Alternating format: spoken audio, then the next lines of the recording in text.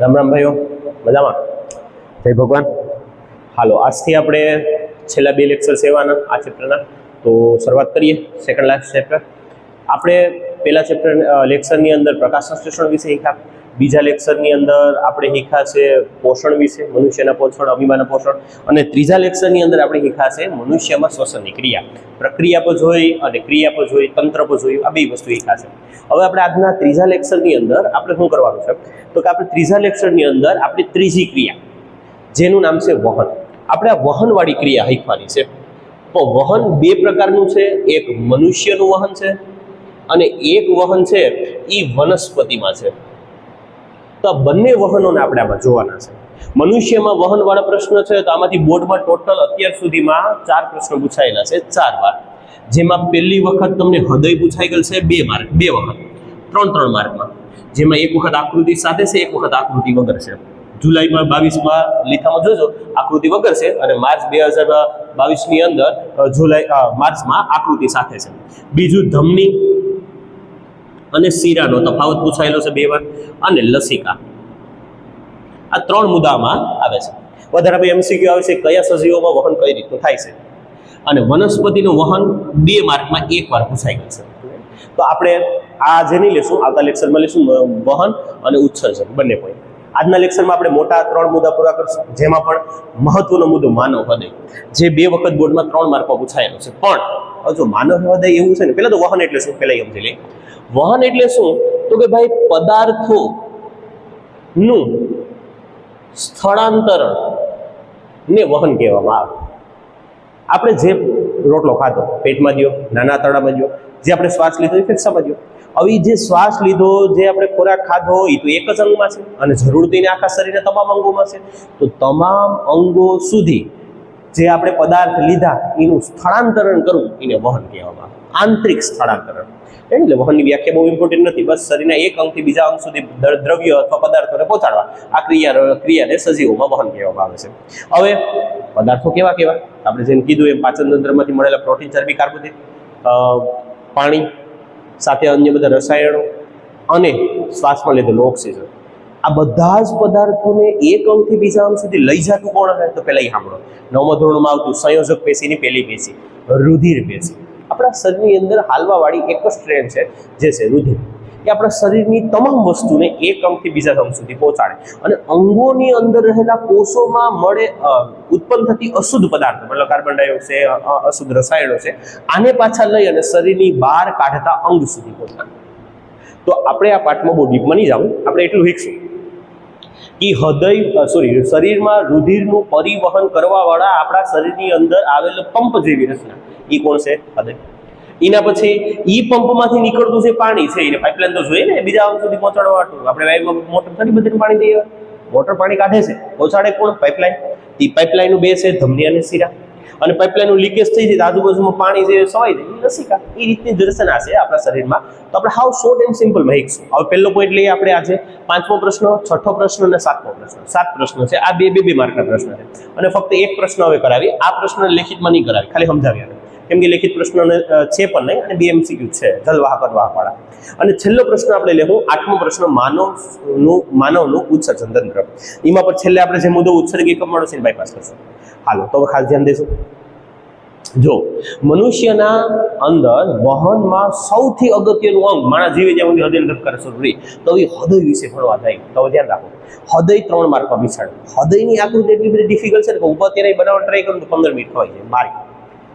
મેં જેટલા વર્ષ સુધી ભણાવીએ છીએ તમે 1-2 વાર દોરેલી હોય તો 15 મિનિટનો ટાઈમ નથી હોતો. આ ખાસ ધ્યાન રાખજો કે 1 માર્કના પ્રશ્નને સોલ્વ કરવા માટે તમારી પાસે 1.5 મિનિટ છે, 2 માર્કના પ્રશ્નને સોલ્વ કરવા માટે 5 મિનિટ છે, 3 માર્કના પ્રશ્નને સોલ્વ કરવા માટે તમારી પાસે 8 મિનિટ છે અને 4 માર્કના પ્રશ્નને સોલ્વ કરવા માટે તમારી પાસે 12 મિનિટ છે.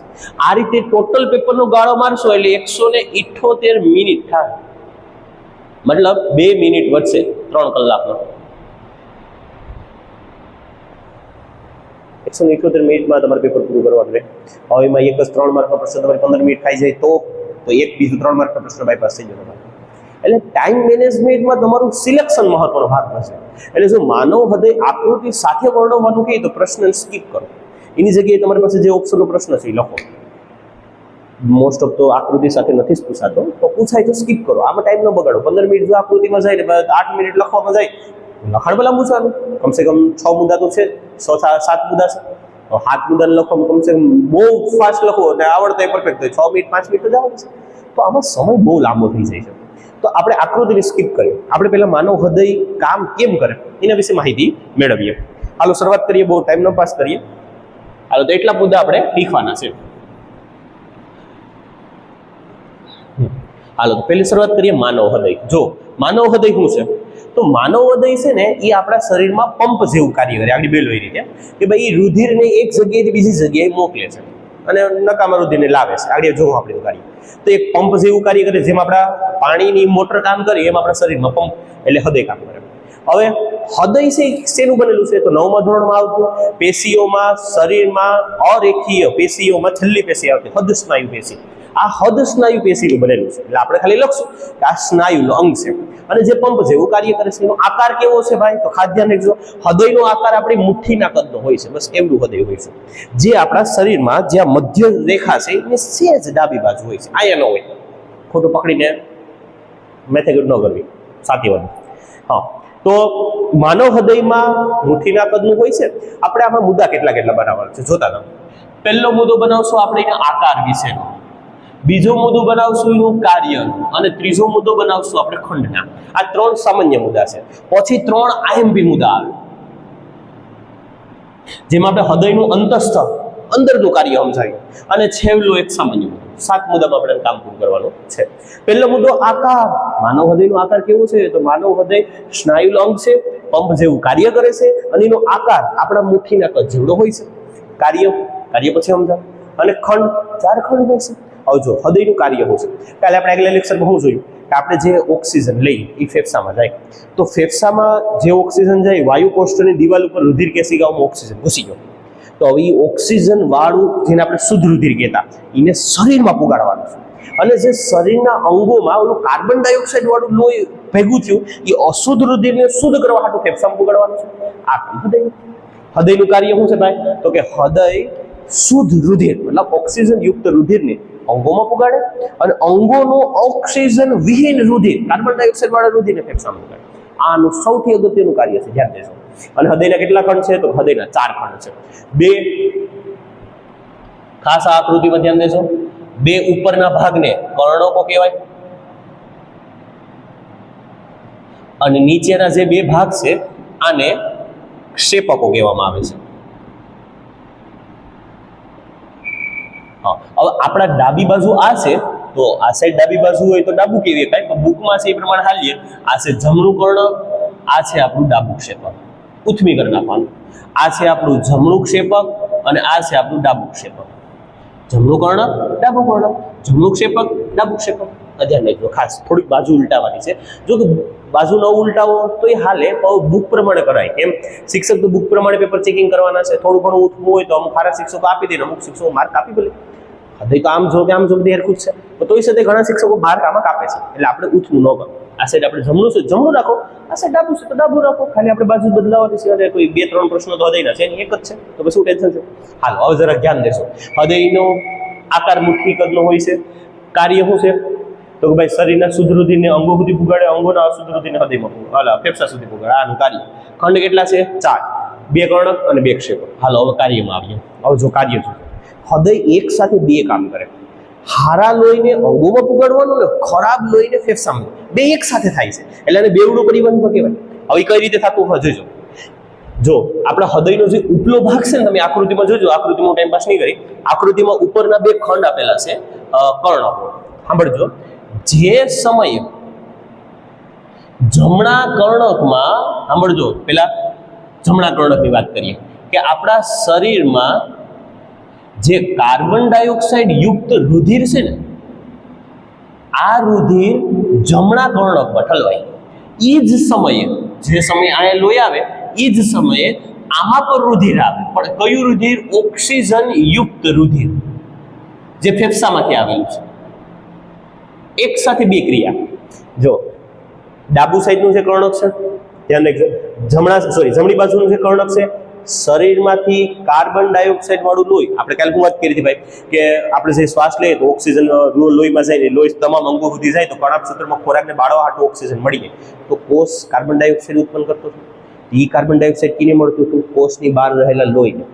એ જે કોષની બહાર રહેલું શરીરનું જે લોહી છે ને એ કાર્બન ડાયોક્સાઇડ વાળું છે, અને એ લોહી જમણા કર્ણકમાં આવે. હવે માની લો જે ફેફસામાં શુદ્ધ થયેલું લોહી છે એ ફેફસાનું ઓક્સિજન યુક્ત રુધિર એ ડાબા કર્ણકમાં આવે, જેનાથી કર્ણકો ફૂલે. જો કર્ણકો ફૂલવાની ક્રિયાને કહેવામાં આવે શિથિલન, એટલે ફૂલવું. અને બીજું આવે છે સંકોચન. સંકોચનને કહેવામાં આવે છે ભેગું થવું અથવા તો સકોડાવ. ફૂલવું, સકોડાવ. ફૂલવું છે તમે આ દઈ પર આ થાય સતત ધબકારા મળે. હવે જો પેલો કોઈ 3 જ મુદ્દા છે આમાં. પહેલો મુદ્દો, જે સમયે શરીરનું કાર્બન ડાયોક્સાઇડ વાળું રુધિર જમણા કર્ણકમાં, જો આ સાઈડ જમણી બાજુ છે ને અશુદ્ધ બાજુ છે ના, બધુંય જમણી બાજુ તરફ બધુંય ઓક્સિજન વિહીન જ લોહી હોય, આખો પટ્ટો આ ભાગ.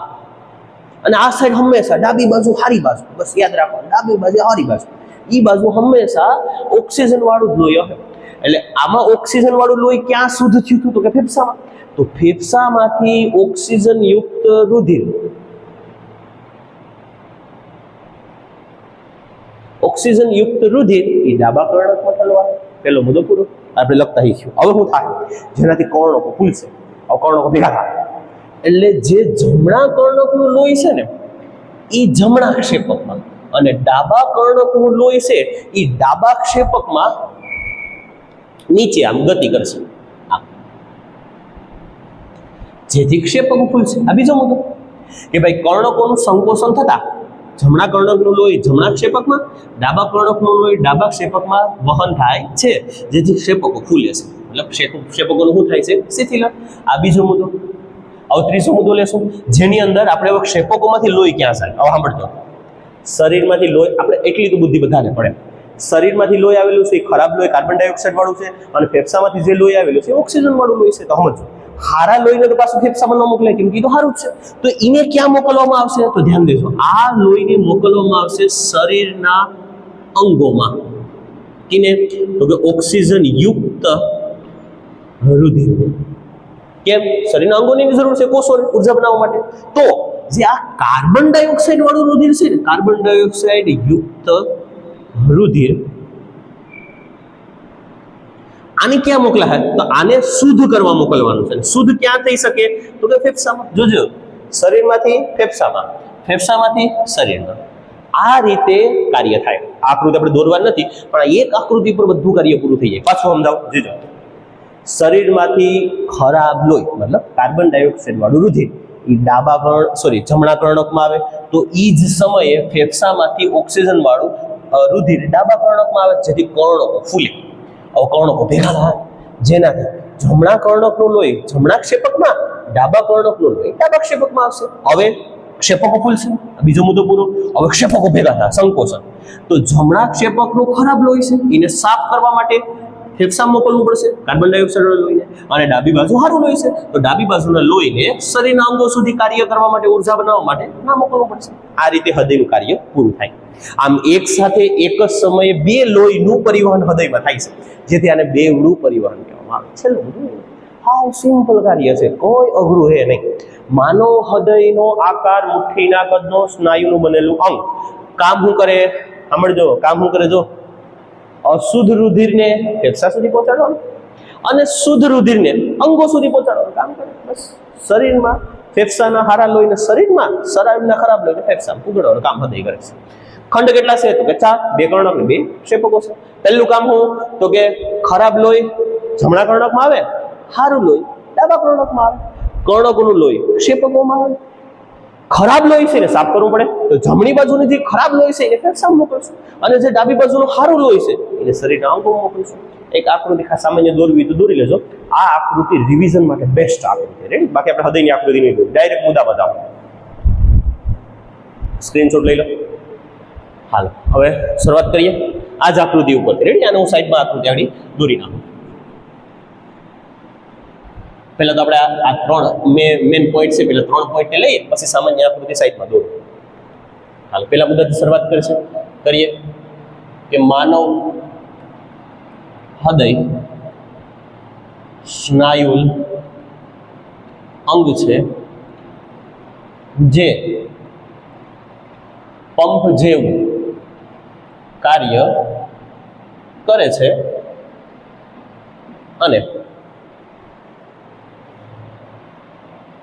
અને તેનું કદ આપણી મુઠ્ઠીના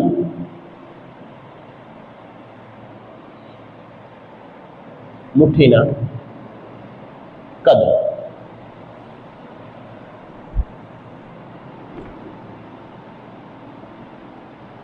જેવડું હોય છે. જોઈ લો, મુદ્દો કપાતો નથી ને? હાલ રેડી છે. હાલો બીજો મુદ્દો લખીએ, કાર્ય. જો આ મુદ્દો યાદ રાખજો, આ એના આકાર વિશેની સમજૂતી છે કે માનવ હૃદય કેવું અંગ છે તો કે ભાઈ સ્નાયુલ અંગ. કેવું કામ કરે તો કે પંપ જેવું કાર્ય કરે છે, અને એનું કદ કેવું છે તો કે આપણી મુઠ્ઠીના કદનું છે. હાલો ધ્યાન રાખજો. બીજો મુદ્દો કાર્ય વિશે, તો કે શરીરમાં રહેલા કાર્બન ડાયોક્સાઇડ યુક્ત અશુદ્ધ રુધિરને ફેફસા સુધી અને ફેફસાના ઓક્સિજન યુક્ત કાઉન્સ કરી લે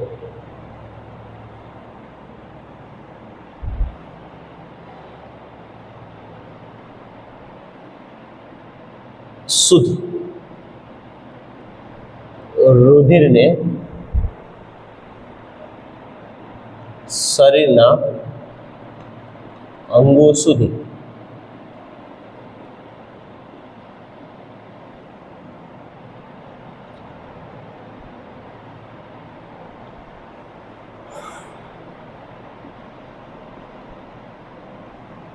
પહોંચાડવાનું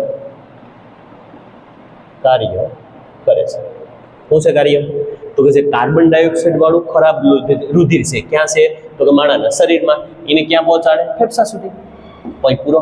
હવે ફેફસાનું જે શુદ્ધ રુધિર છે એને ક્યાં પુગાડવાનું છે? પાછું ફેફસામાં થોડું પુગાડાય, એને શરીરના અંગો સુધી પહોંચાડવાનું કામ કરે. અંગોનું લોહી ફેફસામાં, ફેફસાનું લોહી અંગોમાં. આ રીતે આપણે પોઈન્ટ લખવાનું છે.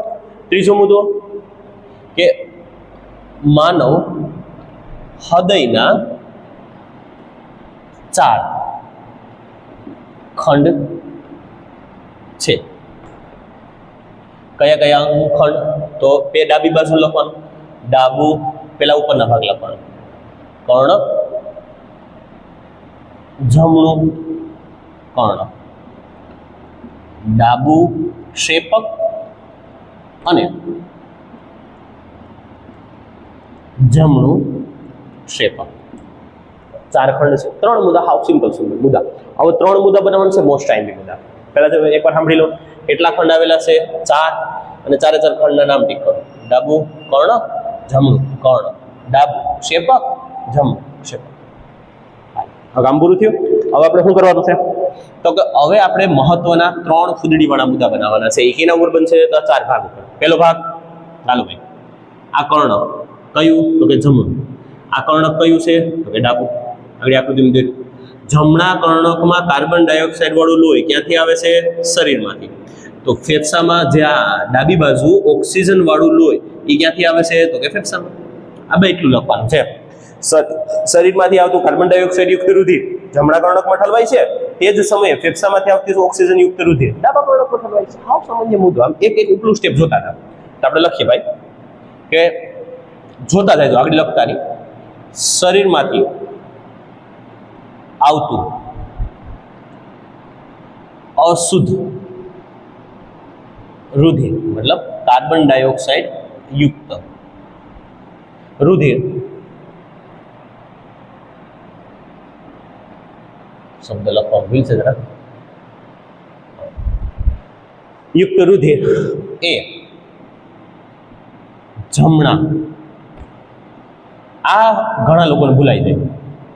જમણા કર્ણકમાં ઠલવાય છે.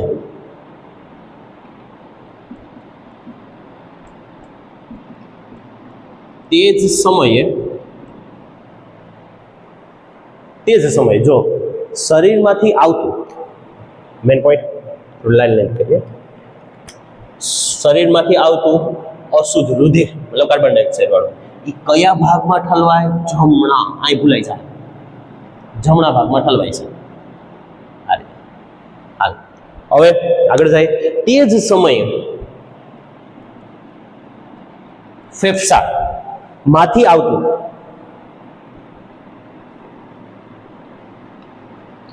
ઓક્સિજન યુક્ત એટલે શુદ્ધ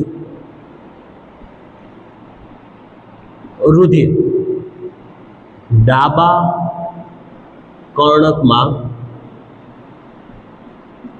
ઠલવાય છે, જેથી કર્ણકોનું શિથિલન થાય છે. શું લખ્યું આપણે? જે સમયે શરીરમાંથી અશુદ્ધ રુધિર જમણા ભાગમાં આવ્યું તે જ સમયે ફેફસામાંથી આવતું ઓક્સિજન યુક્ત રુધિર કયા ભાગમાં ઠલવાયું? ડાબી બાજુ. આ યાદ રાખવાનું છે, જેથી કર્ણકોનું શું થાય છે? શિથિલન. મુદ્દો કપાણો નથી, જરા જોઈ લો. હા રેડ ચાલશે. આવો સામાન્ય મુદ્દો છે. શરીરમાં આ આકૃતિ ઉપર ધ્યાન દેવાનું. શરીરમાંથી આવતું કાર્બન ડાયોક્સાઇડ રુધિર જમણા કર્ણકમાં, તો ફેફસામાંથી આવતું ઓક્સિજન યુક્ત રુધિર ડાબા કર્ણકમાં ઠલવાય છે. આ કામ પૂરું થયું. હવે વેશલો મુદ્દો લેવાનો કે જ્યાં કર્ણકોનું લોહી નીચે જાય, જમણા કર્ણકનું લોહી જમણા ક્ષેપકમાં, ડાબા કર્ણકનું લોહી ડાબા ક્ષેપકમાં, જેથી કર્ણકોનું શિથિલન થાય છે. બસ પછી છેલ્લો મુદ્દો આપણે બનાવીએ. બસ મુદ્દો બનાવીએ આપણે. આપા આઈએમપી મુદ્દો. આમ તો આ આઈએમપી એટલો બધી નથી અંદર કે કર્ણકોનું સંકોચન થતા, કર્ણકોનું સંકોચન એટલે કર્ણકો ભેગા થયા, કર્ણકોનું સંકોચન થતા પેલા આપણે જમણું લખ્યું હતું, જમણા લઈ ગમે લઈ શકો. જમણા કર્ણક નું રુધિર જમણા ક્ષેપકમાં, આકૃતિ જોતા જાય અને ડાબા કર્ણકનું રુધિર ડાબા ક્ષેપકમાં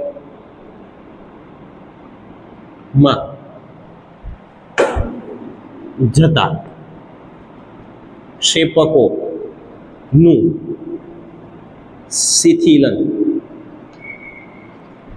થાય છે. આકૃતિ તમને સમજાય ગઈ ને? મુદ્દા આવેલા. જે કર્ણકોનું સંકોચન થાય તો જમણા કર્ણકનું લોહી જમણા ક્ષેપકમાં જાય અને ડાબા કર્ણકનું લોહી ડાબા ક્ષેપકમાં જાય, જેથી ક્ષેપકોનું શું થાય છે? તો શિથિલન. આ સામાન્ય મુદ્દાઓ છે, કઈ છે નહીં આમાં. આગળ છેલ્લો મુદ્દો. હવે આ બાજુ તમને દેખાતી હોય છે, કલો જરા. હા દેખાય છે. જો અહીંયા શરીરમાંથી લોહી આવ્યું, અહીંયા ફેફસામાંથી લોહી આવ્યું, આ જમણી બાજુ છે, આ ડાબી બાજુ છે. આવું કર્ણકોનું લોહી ક્ષેપકોમાં આવ્યું, તો આ શરીરનું લોહી કાર્બન ડાયોક્સાઇડ વાળું હતું ને આ ઓક્સિજન વાળું.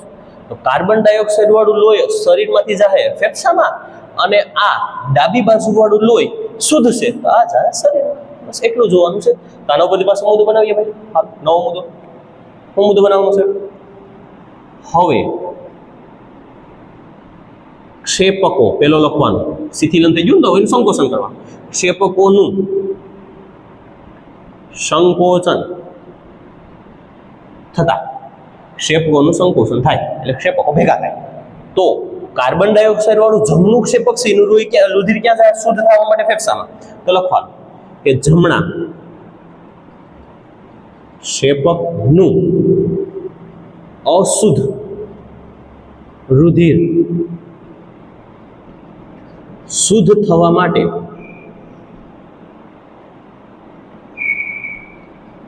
ફેફસામાં જશે અને એક એક મુદ્દો લઈએ કે જે જમણી બાજુનું ક્ષેપક હતું એનું ફેફસામાં જ તમે આકૃતિ જોતા રહેજો તમારામાં. તો ડાબી બાજુનું જે શુદ્ધ રુધિર છે એને તો ફેફસામાં જ મોકલવું, એ તો શુદ્ધ છે, તેને ક્યાં મોકલવાનું છે? શરીરમાં. તો લખશું અને ડાબા ક્ષેપકનું શુદ્ધ રુધિર એ શરીરના વિવિધ અંગોમાં જશે. હાલ મુદ્દા ઠીક કરીએ કે ક્ષેપકોનો હવે શું થાય છે, મહત્વનો મુદ્દો છે આપણા માટે આ.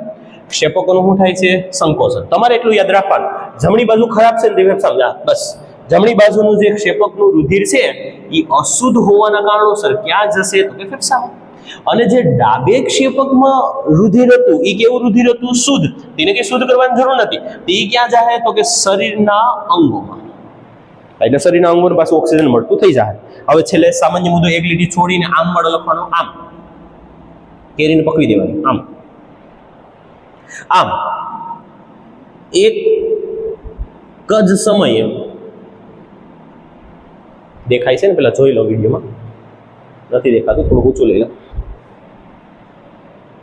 હા, તો આમ હૃદય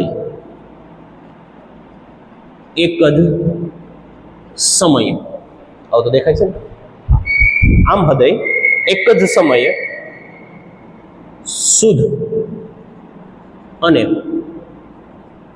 અશુદ્ધ બંને રુધિરનું વહન કરતું હોવાથી તે વહનને બેવડું પરિવહન, હૃદયનું બેવડું પરિવહન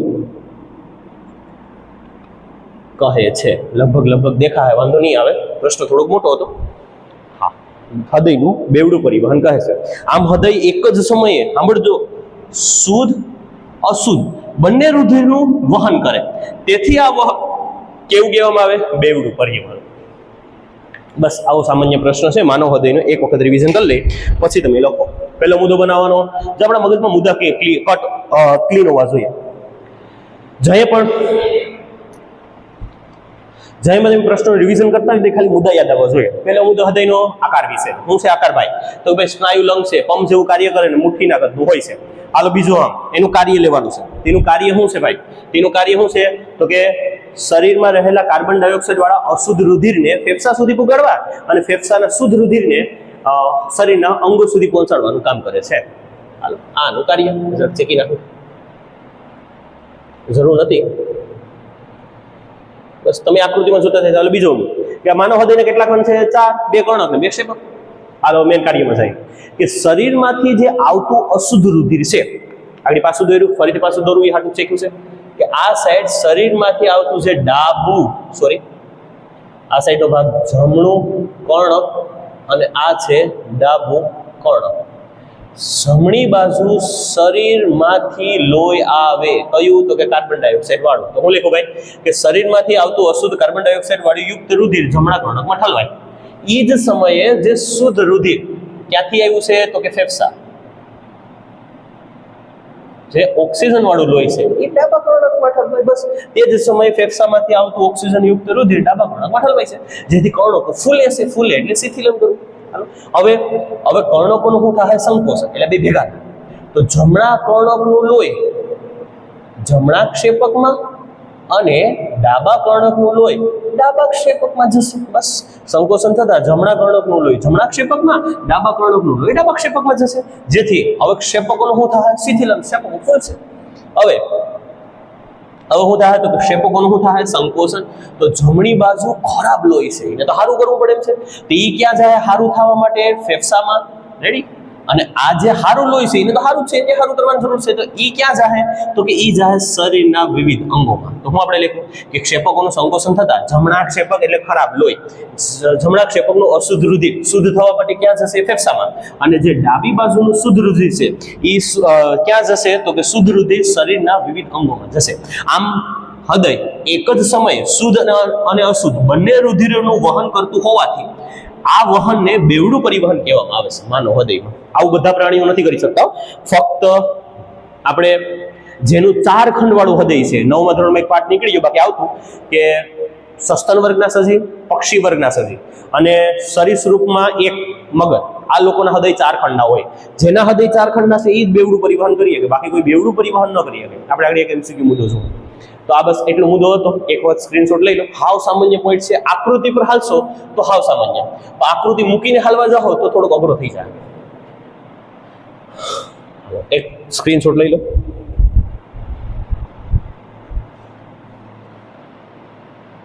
હાલો, તો હવે આપણે નવા મુદ્દાની શરૂઆત કરીએ. પ્રશ્ન નંબર આપણો 6. પણ આ છઠ્ઠો પ્રશ્ન જે આપણો છે ને, એ પ્રશ્ન થોડોક અલગ પ્રકારનો છે. હૃદયમાં જે રુધિર આવે છે અને જાય છે, એને લાવવા વાળું ને લઈ જવા વાળાની તો વાત નથી કરી. એ જ છે આપણો છઠ્ઠો પ્રશ્ન કે આપણા શરીરની અંદર લોહીનું પરિવહન કરતા અંગો અથવા પરિવહન કરવા માટેની રચનાઓ કઈ છે? તો 3 રચનાઓ છે. એક રચના છે આપણી જે નસો વાળી છે અને બીજી જે નસોમાંથી નીકળતું પ્રવાહી છે. તો પ્રશ્ન નંબર આપણો 6 કે ભાઈ ધમની અને શિરાનો તફાવત આપ 2 ગુણમાં છે. લીથામાં જોઈ લેજો કઈ સાલમાં પૂછાયો તો મને ખ્યાલ નથી અત્યારે. હા, હવે એના પહેલા આપણે થોડોક એક વચ્ચેનો પોઈન્ટ જોઈ લઈએ. સાંભળજો ભાઈ, કોનું હૃદય કેવા પ્રકારનું હોય છે? તો જો ભાઈ, જે આપણે સસ્તન મતલબ જેના શરીરમાં દૂધ ગ્રંથિ આવેલી હોય એવા સજીવો જે પોતાના એવા સજીવો જે બાળકના ઈંડા સ્વરૂપે નહીં, બચ્ચા સ્વરૂપે જન્મ આપે, આ સસ્તન વર્ગના સજીવો. આ સસ્તન વર્ગના સજીવો બધા જ 4 ખંડવાળા હોય. વાત કરીએ વિહર્ગ એટલે પક્ષી વર્ગ, તો પક્ષી વર્ગના પણ 4 ખંડના હોય હૃદય. વાત કરીએ આપણે માછલી, આનાથી નીચલો વર્ગ આવે સરીસૃપ. આ સરીસૃપ છે, આનું હૃદય કાયદેસર 3 ખંડનું હોય. આમાં એક અપવાદ છે મગર, જેને આપણે મગરમચ્છ કહીએ. હા, એનું હૃદય 4 ખંડવાળું હોય. એનાથી નીચે જઈએ તો ઉભયજીવી, આનું હૃદય પર 3 ખંડનું હોય છે. MCQ માટે કામ લાગશે. અને છેલ્લી મત્સ્ય અથવા તો માછલીમાં બધાયનું હૃદય 2 ખંડવાળું, ઝાલરવાળી સિસ્ટમ. અને ખાસ ધ્યાન રાખજો, આમાં એક છે શાર્ક જે માછલી છે, નહીં એ મને યાદ નથી રહ્યું કેમ કે એ બુકમાં છે નહીં, કદાચ આપેલું હોય તો.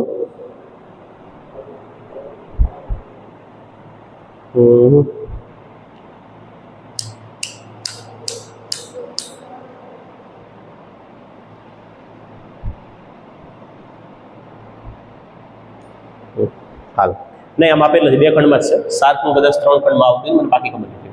તો મછલીઓનું હૃદય 2 ખંડવાળું, ઉભયજીવી સરીસૃપનું 3 ખંડવાળું, પક્ષીઓ અને સસ્તનનું 4 ખંડવાળું. હવે આમાં જે આ છે ને, આ 2 સજીવો, આને પુષ્ઠવંશી કહેવાય.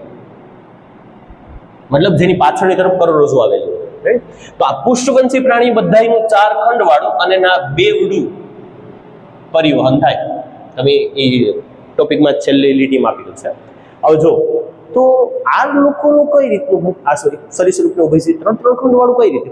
આમાં એવું થાય ક્યાંક તો એક કર્ણક હોય, મહાકર્ણક, જ્યાં 2 વસ્તુ ભેગી ઠલવાય અને પછી ક્ષેપકોમાં જાય. હવે આમાં તકલીફ હું માન લો, આ 2ની વાત કરીએ. ધારો કે મને પણ બાકી ખબર નથી કે એક કર્ણક છે અને 2 ક્ષેપક છે, અથવા 2 કર્ણક લઈ લો ને 1 ક્ષેપક લઈ લો, તો ગમે લેવો થાય એવું ખબર, ગમે તમે લેવો, 1 કર્ણક લેવો કે 2 ક્ષેપક લેવો કે 2 કર્ણક લઈને 1 ક્ષેપક લેવો, ગમે એક જગ્યાએ 2 રુધિર ભેગું થાય. કાર્બન ડાયોક્સાઇડ વાળું પણ ભેગું થાય અને ઓક્સિજન વાળું પણ ભેગું થાય.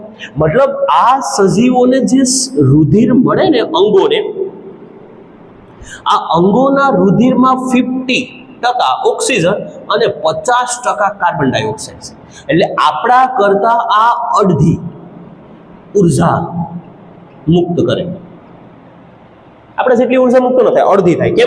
કેમ કે આની અંદર 50% ઓક્સિજન છે લોહીમાં. કેમ કે ગમે એક જગ્યાએ કર્ણક એક હશે તો એ લોહી બે ભેગું થાય, ક્ષેપક હશે તો બે કર્ણકોમાંથી એક જગ્યાએ લોહી ભેગું થવાનું છે, જેના કારણોસર 50% ઉર્જા ઉત્પન્ન થાય ત્રિખંડ વાળામાં. હવે દ્વિખંડ વાળાની વાત કરીએ માછલીઓનું, તો આમાં એક કર્ણક અને એક ક્ષેપક હોય.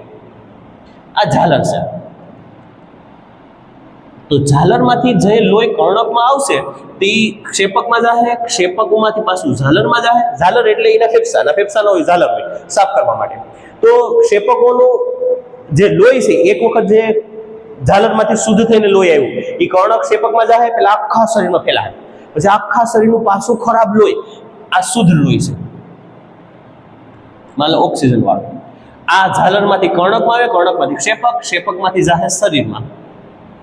હવે આ શરીરનું જે લોહી છે એમાંથી જે પાછું ખરાબ લોહી નીકળે એ પાછું કર્ણકમાં આવશે, કર્ણકમાંથી ક્ષેપકમાં, ક્ષેપકમાંથી પાછું ઝાલરમાં. મતલબ એક જ વખત પરિવહન, એક સમયે એક રુધિર મળે, એક તો સારું મળે એક તો ખરાબ મળે. આની ખામી થોડું દૂર અમારાથી ભીલ છે.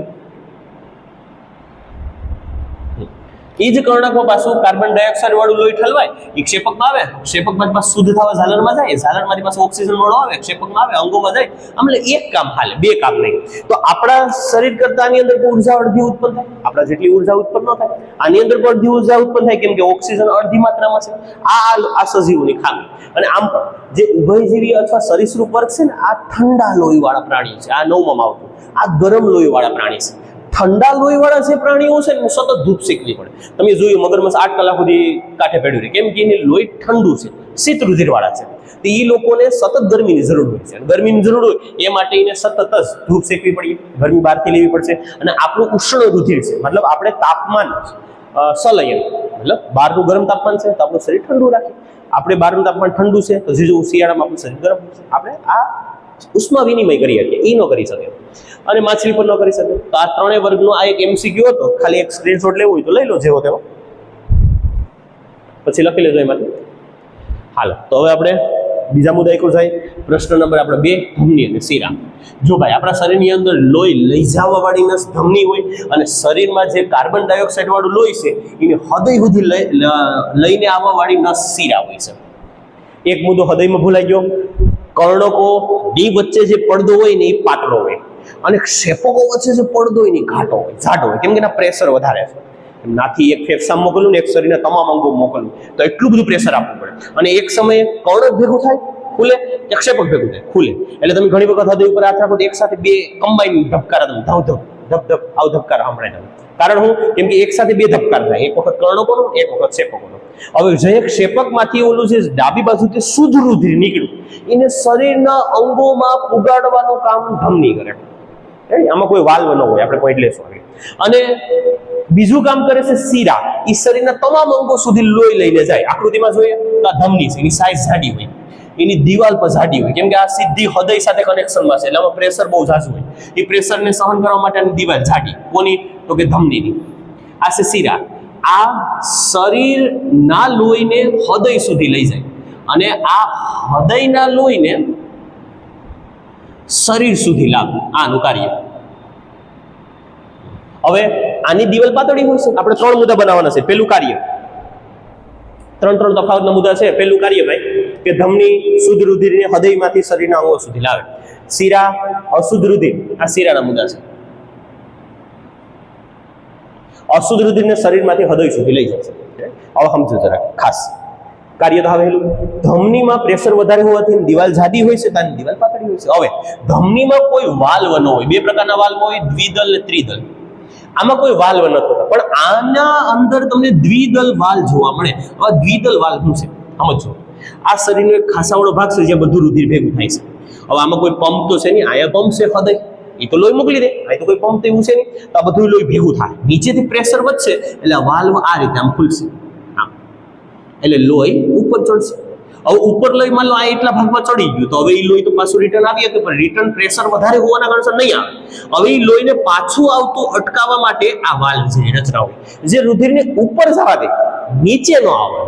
આ દ્વિદલ વાલ્વ શિલાની અંદર હોય છે, તો શિરાની અંદર હોય છે, ધમની અંદર હોતું નથી. બસ સાવ સામાન્ય સામાન્ય મુદ્દાઓ છે. આમ ધક્કા ધક્કા મારતું છે હૃદયમાં પુગાડે, અને હૃદયમાં એ લોહી પછી ફેફસામાં જાય, ફેફસામાંથી શુદ્ધ થઈ હૃદયમાં આવે, હૃદયમાંથી ધમની, ધમનીમાંથી શરીર, શરીરમાંથી હૃદય. આ બસ આ પરિવહન સતત શરૂ જ રહે એક સાથે.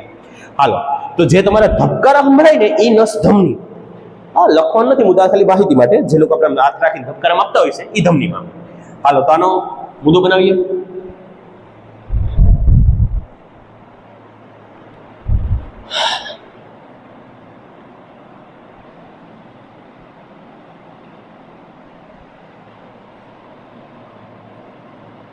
ધમની હૃદયના શુદ્ધ રુધિરને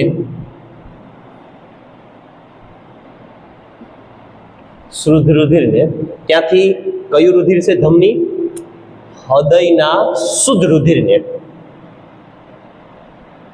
શરીરના અંગો સુધી લઈ જાય છે અથવા પહોંચાડે છે, તમારી ઈચ્છા. શરીરના અંગો સુધી પહોંચાડે. તો આનું ઉથલું કાર્ય શરીરના અંગોમાંથી શુદ્ધ નહીં, અશુદ્ધ રુધિર હૃદયમાં પકડ ઊંધો હાલવા. આનું કાર્ય શું છે શિરાનું? તો કે ભાઈ શિરા શરીરના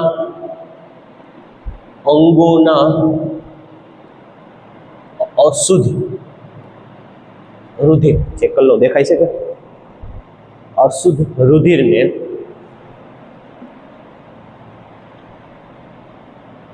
હૃદય સુધી લઈ જાય છે અથવા પહોંચાડે છે. શું આવ્યું? શરીરના લોહીને કેવા લોહીને? અશુદ્ધ લોહીને ક્યાં લઈ જાય છે? હૃદય સુધી, ઉથમાં હામું હોય. ધમનીની દિવાલો આપણે આપણી જોઈ કે ભાઈ ધમનીની દિવાલ જાડી હોય છે, તો આમે શિરાની દિવાલ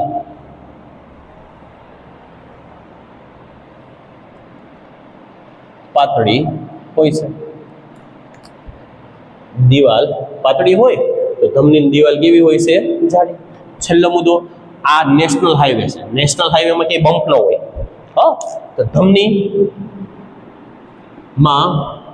કોઈ વાલ્વ જોવા મળતા નથી. વાલ્વ નથી તો આમાં છે,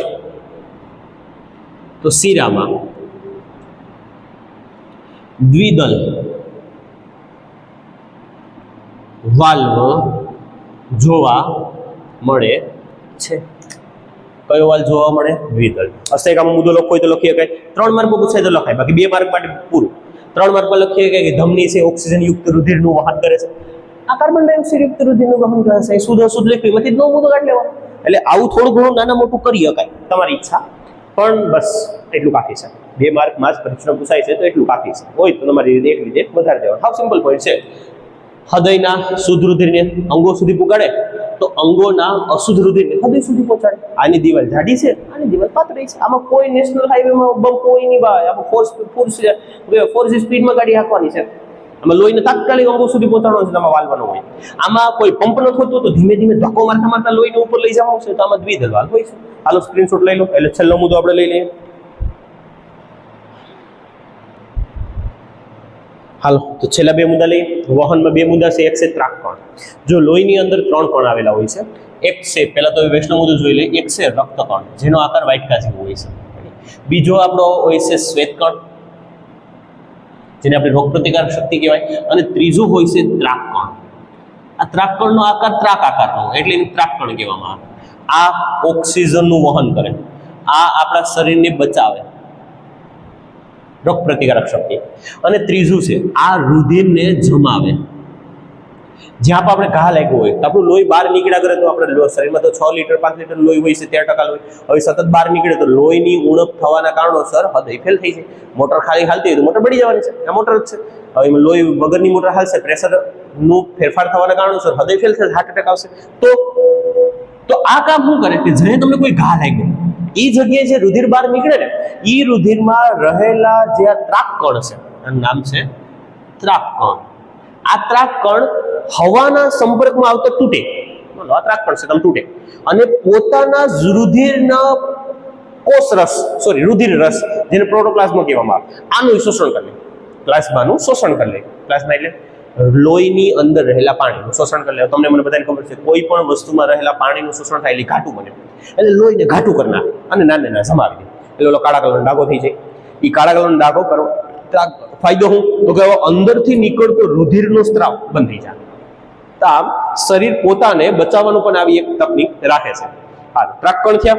હવે એક અલગ ટોપિક જોવાનું છે, લસિકા. લસિકા શું છે સમજો. માન લો લસિકાની ઉત્પત્તિ ધમનીમાંથી થાય. ધમનીની દિવાલ છે ને એ સિદ્રિષ્ઠ હોય છે, એમાં સૂક્ષ્મ હોલ હોય છે અને એ પણ ફાયદાકારક હોલ હોય ભાઈ. કેમ ફાયદાકારક હોલ? માન લો આપણા શરીરના આ ભાગમાં ધમની છે તો શરીરના જે અલગ અંગો છે ના સુધી તો ધમની નથી નીકળતી. ધમની થોડી ફાટાવાળી હોય, આપણે ડાયડુની જેમ વૃક્ષના આમ ડાળું નીકળતી હોય, ધમની તો સીધી જ છે. તો ધમનીમાંથી લોહી કોઈ એક અંગ સુધી પૂગી શકે, આજુબાજુના ભાગમાં ન પૂગે. તો ધમનીમાંથી હું ધમનીમાં સૂક્ષ્મ છિદ્રો હોય, આ સૂક્ષ્મ છિદ્રોમાંથી સતત ધમનીમાં વહન થતું જે રુધિર છે ને આ રુધિરમાંથી અમુક પદાર્થો, કયા કયા પદાર્થો જોઈએ. પહેલું નીકળે રુધિર રસ જેને પ્લાઝમા અવસ્થામાં કહેવામાં આવે. બીજું નીકળે અમુક કણ જેમ કે શ્વેત કણ સાથે રુધિર રસ છે, શ્વેત કણ છે તો એની સાથે અલ્પ માત્રામાં ઓક્સિજન હોય. રેડી, વાયુમાં કાર્બન ડાયોક્સાઇડ હોય કે મોસ્ટ ઓફ ઓક્સિજન જ હોય છે, ઓક્સિજન હોય છે. હાલો, અન્ય બીજી વસ્તુ શું હોય છે તો કે કોષરસ એટલે આ પાણી આવી ગયું. અન્ય અમુક પ્રકારના કણ જેમાં સૌથી વધારે આ કણ શ્વેત કણ ત્રાક કણ અલ્પ માત્રામાં હોય છે. રેડી, હાલ આની સાથે શું હોય છે તો કે પ્રોટીન હોય, ચરબી પણ હોય અને કાર્બોદિત હોય. ત્રણ પદાર્થો અલ્પ માત્રામાં. આ બધું અલ્પ માત્રામાં હોય અને દિવેલુમાંથી આમ સતત નીકળ્યા કરે. શું કામ નીકળે? કેમ કે આજુબાજુના જે કોષો છે ને એના ધમની નથી પહોંચતી. તે આજુબાજુના કોષોને પદાર્થ પહોંચાડવાનું કામ લસિકા કરે. બસ આનું કામ. ઉત્પત્તિ ક્યાંથી થાય? ધમનીમાંથી. ધમનીની છિદ્રિષ્ઠ દિવાલોમાંથી નીકળે પ્રોટીન. આની સાથે ક્ષાર પણ હોય શકે, આની સાથે મીઠું અથવા અન્ય એવા કોઈ ક્ષાર હોય અને વધારામાં આની અંદર રસાયણ બહુ હોય. માનો આપણે કોઈ દવા ખાધી, ઘા લાગ્યો એને રૂઝાવાની, તો એ દવા તો લોહીમાં છે, પાચન થઈ લોહીમાં ભેળી, તો લોહીમાંથી ધમનીમાંથી નીકળશે ને કોષો સેલ્સ સુધી પહોંચે. રેડી, અથવા કોઈ દુખાવાની દવા ખાય આપણે નર્વસ સિસ્ટમ ઉપર અસર કરે. કહેવાનો અર્થ ખાલી એટલો છે કે એટલા બધા પદાર્થો લસિકામાં હોય છે. આમાં તમને જેટલા આવડે એટલા લખવાના. પ્રોટીન, ચરબી, કાર્બોદિત, ઓક્સિજન, શ્વેત કણ સૌથી મહત્વનું આ શ્વેત કણ. પછી રુધિર રસ, સૌથી વધારે માત્રામાં રુધિર રસ. આની અંદર એક વસ્તુ ન હોય. શું ન હોય ખબર? આની અંદર તો આની અંદર છે ને રક્ત કણ ન હોય. રક્તકણનો રંગ છે લાલ, આ ન હોય. એટલે લસિકાનો રંગ થાય રંગવિહીન, પાણી જેવું. તમને કઈ ઘા લાગે, લોહી નીકળતું બંધ થાય પછી પાણી જેવો ભાગ નીકળે, આ લસિકા. રંગવિહીન પ્રવાહ છે. આપણે શરૂઆત જ અહીંથી કરશું કે લસિકા એક રંગવિહીન પ્રવાહી છે જે ધમનીની સિદ્રિષ્ઠ દિવાલોમાંથી ઉત્પન્ન થાય છે. લસિકામાં શું હોય છે તો કે લસિકાની અંદર રુધિર રસ એટલે પ્લાઝમા પાણી હોય છે, શ્વેતકણો હોય છે, ઓક્સિજન હોય છે, પ્રોટીન હોય છે, ચરબી હોય છે, કાર્બોદિત હોય છે, ક્ષાર હોય છે અને રસાયણો અલ્પ માત્રામાં હોય છે. આ ખાસ ધ્યાન ઓછી માત્રામાં હોય છે જે ધમનીની આજુબાજુના તમામ કોષો સુધી આ પદાર્થોને પહોંચાડવાનું કામ કરે છે. મુદ્દો પૂરો. હવે બે કામ કરે ભાઈ, અહીં સુધી પુગાડી દીધું. હવે આ કોષે માન લો ઓક્સિજન લઈ લીધો તો એક વાયુ પાછું આપશે. કયું આપશે? તો કાર્બન ડાયોક્સાઇડ. તો આ કાર્બન ડાયોક્સાઇડ વાળું જે પછી લસિકા આવે ને, આ બધી જ લસિકા ભેગી થાય. ક્યાં ભેગી થાય ખબર? શીરામાં.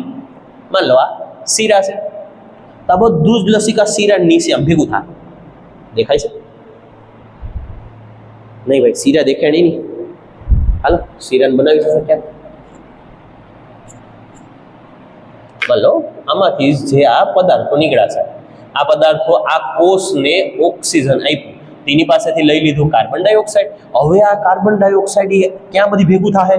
તો આ બધો જે પદાર્થ છે ને, જે બધા કોષોને મેળવું, આ લસિકા બધી જ આ શીરાની નીચે ભેગી થાય. અને બધું શીરામાં જે લોહી પાછું હૃદયમાં જવાનું છે ને એમાં ભળી જાય, મતલબ આની ઉત્પત્તિ ધમનીમાંથી થાય અને ભળે શીરામાં. આ સિમ્પલ પોઈન્ટ છે. પાછો એકવાર બોલું, લસિકા રંગવિહીન પદાર્થ છે, કેમ કે એમાં રક્તકણો હોતા નથી. રંગવિહીન પ્રવાહી છે, પાણી જેવું, જે ધમનીની છિદ્રિષ્ઠ દિવાલોમાંથી ઉત્પન્ન થાય છે. બીજો પોઈન્ટ એની અંદર શું હોય છે તો કે લસિકાની અંદર રુધિર, રસ, પાણી જેને આપણે કહીએ, શ્વેતકણો, ઓક્સિજન, પ્રોટીન, ચરબી, કાર્બોદિત, રસાયણ, ક્ષાર, જે તમને આવડે એટલા પદાર્થો હોય છે. બસ રક્તકણ ન હોય. આ લખતા નહીં, એમ ખાલી એટલું લખવાનું છે કે કેટલા પદાર્થો હોય છે. હવે આ કામ શું કરે છે? ત્રીજો મુદ્દો લેવાનો કે આ ધમનીની દિવાલમાંથી નીકળીને ધમનીની આસપાસના તમામ કોષો સુધી આ પદાર્થોનું વહન કરે છે. કામ પૂરું થયું. હવે આ કોષોએ આપેલા નકામા પદાર્થો, કાર્બન ડાયોક્સાઇડ અથવા અન્ય કોઈ પદાર્થોને શીરાના નીચેના ભાગ સુધી, નીચેના ભાગમાં રહેલા રુધિરમાં ભેળવે છે, જેથી આ પાછું બધું જ વસ્તુ હૃદયમાં રિસાયકલિંગ થવા માટે વહી જાય. પાછું એ ધમનીમાં આવશે, ધમનીની દિવાલમાં નીકળશે, કોષો સુધી પહોંચશે, કોષોને હારું દેહે, નકામું લેહે, પાછું શીરાને આપી દે. આમ શરીરના વિવિધ અંગો જ્યાં સુધી આ મોટી પાઇપલાઇન પૂગી નથી શકતી, નાસ સુધીના ભાગમાં પદાર્થોને પહોંચાડવાનું કામ લસિકા કરે. બહુ જટિલ કાર્ય છે લસિકાનું. હાલો આપણે શોર્ટ એન્ડ સ્વીટ મુદ્દામાં લખશું, આવ સામાન્ય. લસિકાઓ પરીક્ષા માટે આવ્યા ગયો ભાઈ, ત્રાકણો પૂછાણો નથી પરીક્ષામાં કોઈ દિવસ, લસિકા પૂછાય છે. હાલો તો છેલ્લો પ્રશ્ન આપણો કે ભાઈ લસિકા રંગ વિહીન પ્રવાહી છે. મોસ્ટ ઓફ લસિકા વિશે બહુ બધા લોકોને ખબર હોતી નથી એમ વિદ્યાર્થીને. બાકી મોસ્ટ ઓફ આપણે બધા પોઈન્ટ આગળ ભણીને આવ્યા છે. પણ પ્રશ્ન થવો જોઈએ કે ધમની આ ભાગમાં છે તો આજુબાજુના કોષો સુધી કોકતો હે ને પદાર્થોને પહોંચાડવા વાળું ઈ છે લસિકા. જે રંગવિહીન પ્રવાહી છે, જે ધમનીની છિદ્રિષ્ઠ, શબ્દ જોવા જાવ છો ચૂંટણી ભીલ થાય, ધમનીના છિદ્રો માંથી બહાર આવે છે. બીજો મુદ્દો શું હોય છે લસિકામાં? તો ભાઈ લસિકા, પહેલો મુદ્દો ઉત્પત્તિ વાળો, બીજો લસિકાની માહિતી કે શું છે લસિકામાં. લસિકામાં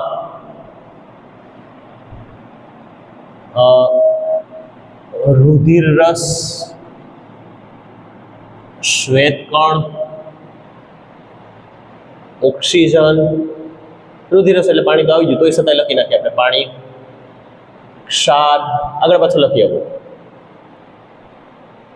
પ્રોટીન, ચરબી,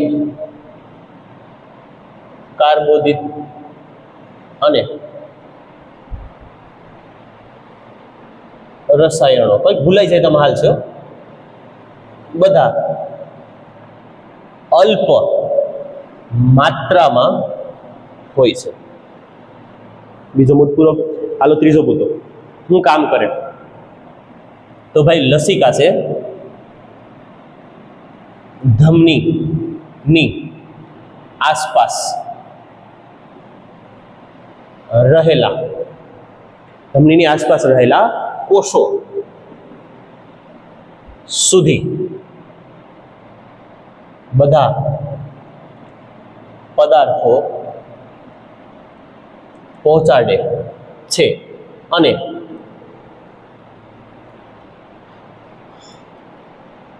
કોષોના નકામા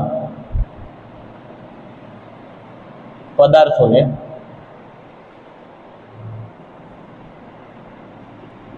શિરા સુધી લઈ જાય છે. ધમનીમાં પાછી ન જાય, શિરા સુધી લઈ જાય, કેમ કે ધમનીમાં પ્રેશર સાથે રુધિર આવતું એટલે પાછું લોહી ભળે નહીં. લોહી ક્યાં ભળે? કે જ્યાં લોહી ભેગું થતું. એ ક્યાં ભેગું થાય છે? તો કે શિરામાં.